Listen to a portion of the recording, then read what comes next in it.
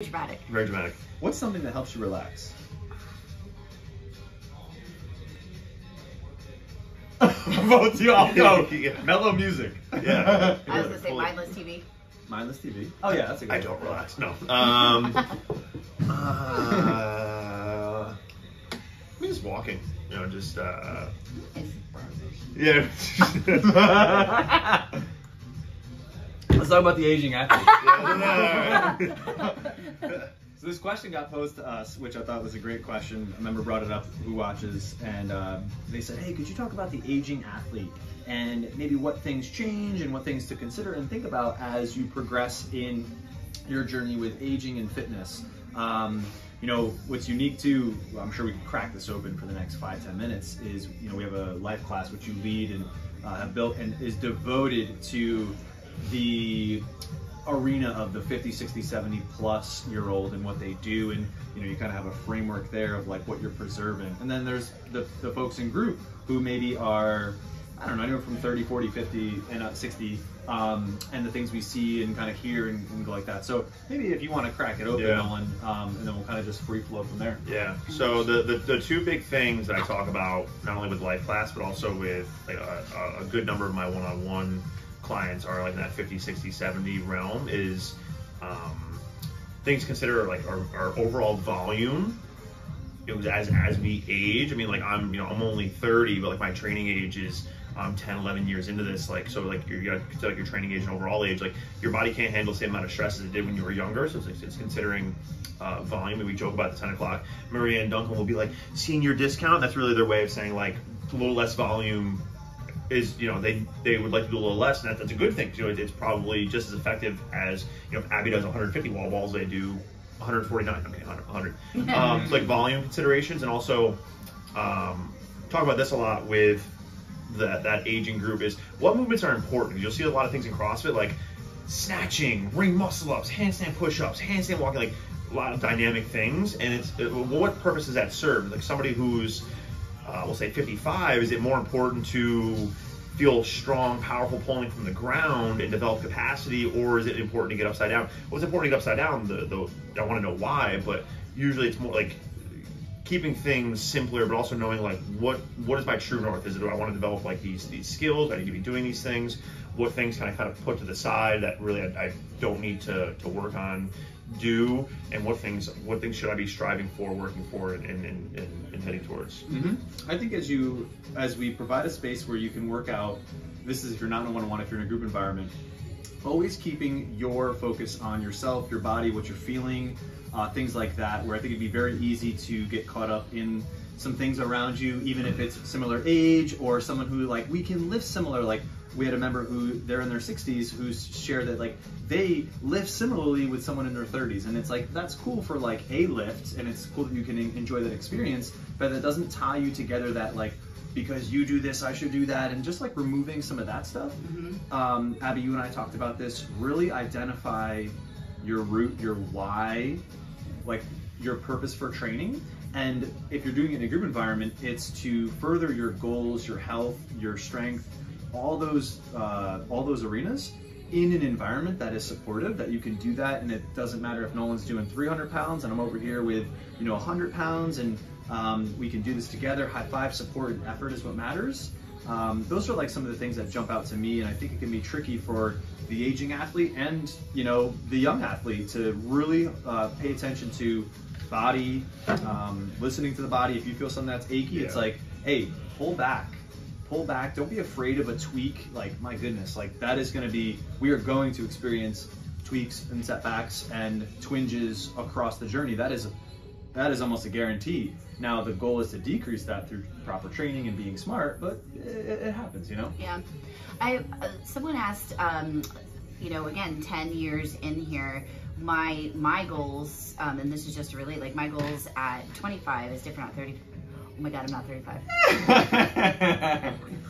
38. What? I think like you don't look 38. Fitness is youth. Thanks. When I look at you, like I don't really anybody, like I don't see age. I don't see like I don't be like this person's this. I said to Jeff Wallman yesterday. He's in his late 50s, and then we had like this joke. I kept blow me away. Father Ken's Jeff. like I'm 48. Maria, they're like, oh, wow. and I'm like, I don't look at people and say you're this. What would you say? Oh no, it just you know, he's 57, but he's still so. He's in his late 50s. He's still like so youthful and full of energy. You know, it's. I mean, where even 10, 15, 20 years ago, that was a time where it's like, hey, let's start slowing down. Yeah. But like, it's like, well, why? You're over the hill. Yeah.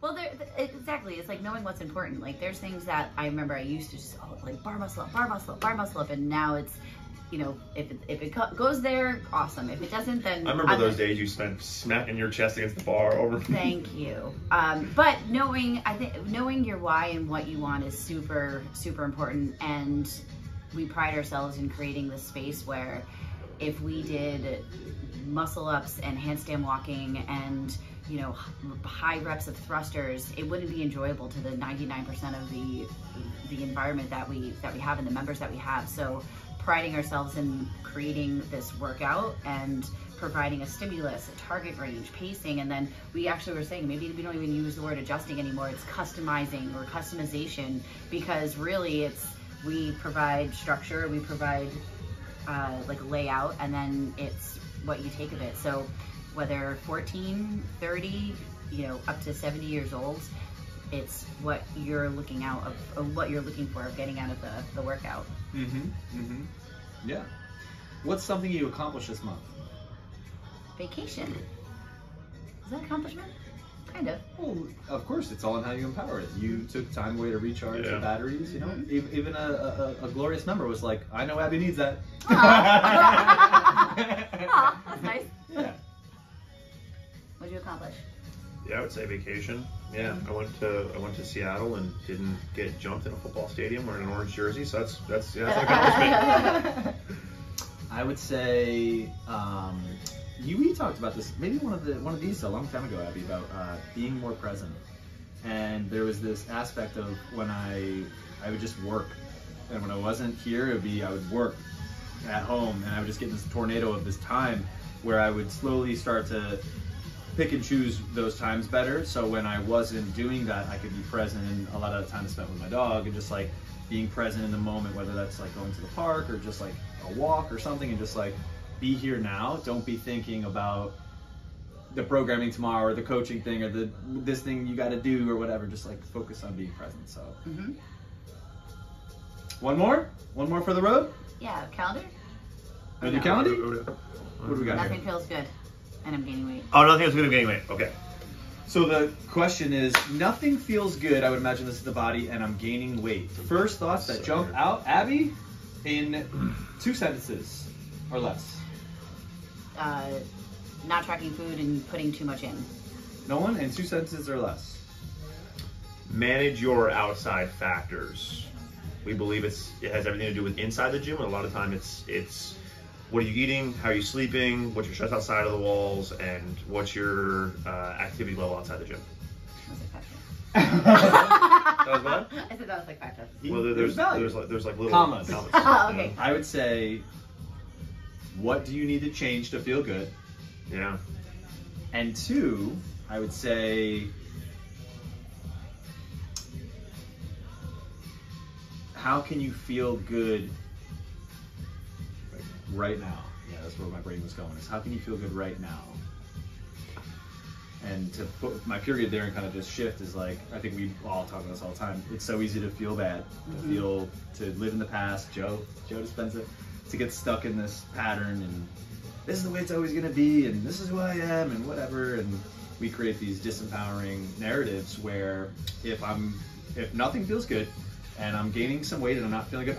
Listen, I had an experience like this, and I'll crack the seal open, and if you guys want to share some of your stuff too, feel free. I made a nutrition change, I would say maybe like 4 months ago. I was experimenting with something, and I was like, all right, let me try this. And I noticed within my own body, it was very easy for me for body fat to go right around my stomach pretty quickly.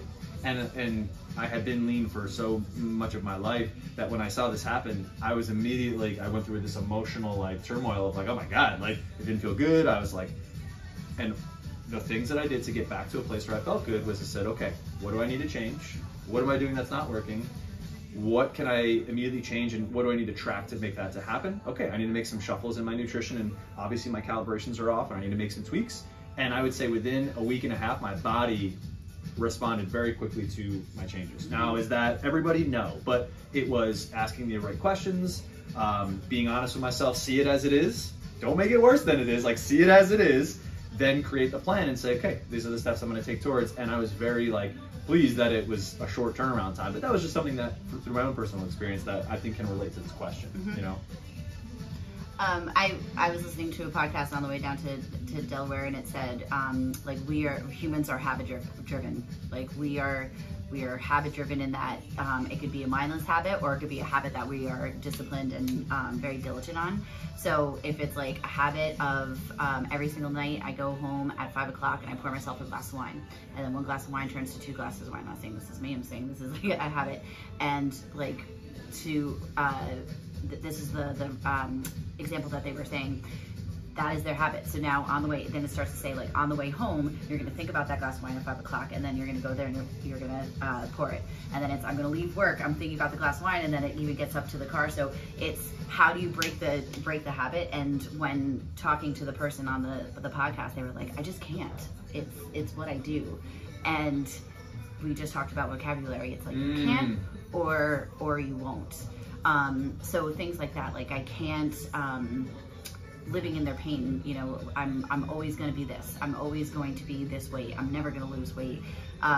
It's what's one thing that you can change, one habit, because we're habit driven, that you can change right away that'll just start to move you in the right direction, just even a little bit.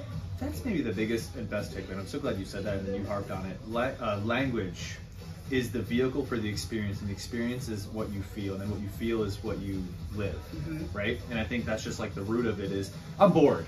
Are you really bored, or you're just not being productive, or you're not being resourceful, that's the word. All right, rapid fire, last 3. Who's the sweatiest coach? Oh, Nolan. I think I have a close second. Who's the, no. No? Or no. Peter might be Peter would be second. It'd be Nolan, Peter, you, me. You don't sweat. Who's the smelly or the stinkiest coach? You announced it. I was gonna say you. Really? I love you. Did you just look at me? No. You know, she said. Oh, she says Peter. Sorry, Peter. Okay, you say Peter. Yeah. You say me. Yeah, you're up there. It's you. You're Peter. I don't judge. Me and Nolan don't stink. No, this isn't judgment. Right, this is okay. observational. Though, like BOs. Remember, I can give Gail. Gail. You haven't watched her in 8 days. All right, come on. You got dreads. All right, you were Peter. And then Smell the shirt right now. This is what was the other good. one? I don't. I had one more, but I lost it. Maybe a good one. What's a good coach's question? I'm never number 1, so it's fine.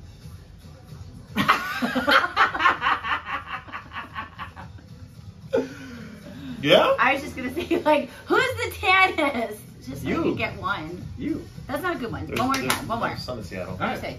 What is it? What's the question? Might you believe it? You know that? Yeah.